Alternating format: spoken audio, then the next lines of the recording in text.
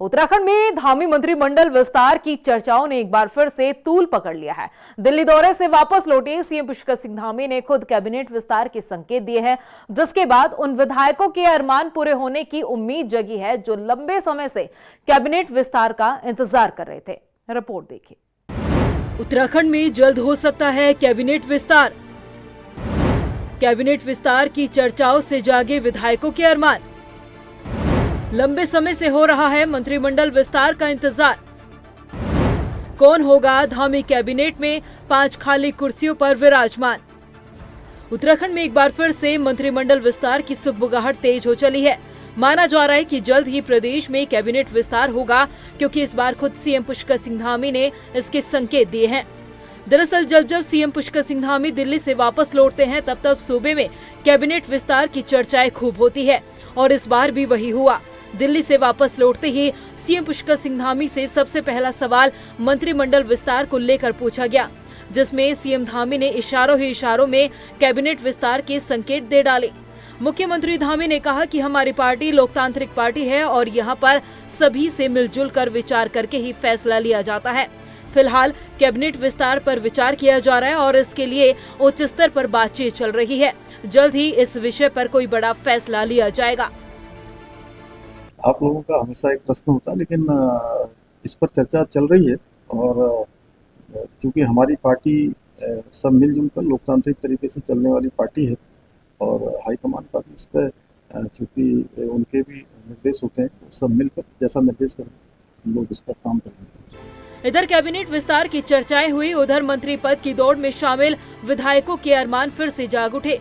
कई नाम मंत्री पद के लिए सियासी गलियारों में तैर रहे हैं, जिसमें विधायक खजान दास, हरिद्वार से विधायक और पूर्व कैबिनेट मंत्री मदन कौशिक, प्रदीप बत्रा, विनोद कंडारी, भरत चौधरी, बंसीधर भगत, राम सिंह कैडा का नाम शामिल है।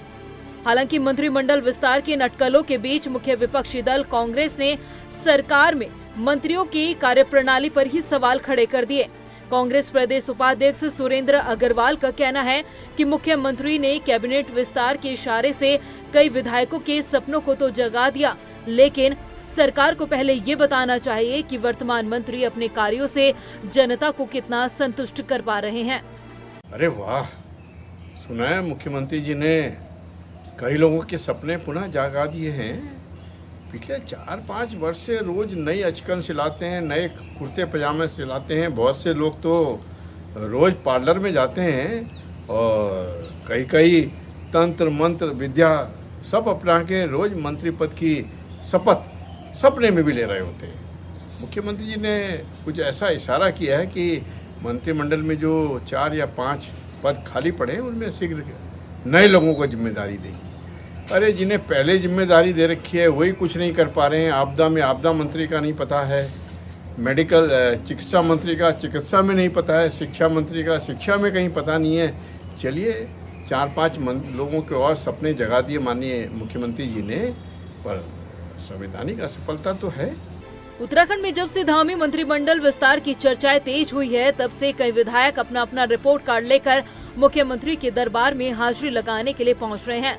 लेकिन सवाल ये खड़ा हो जाता है कि अगर मंत्रिमंडल विस्तार होता है तो क्या गढ़वाल कुमाऊं, ठाकुर ब्राह्मण और पहाड़ी मैदान के समीकरण को साधते हुए मंत्रिमंडल का विस्तार किया जाएगा, या फिर हमेशा की तरह कुछ ऐसा होगा जिसकी उम्मीद किसी को नहीं है।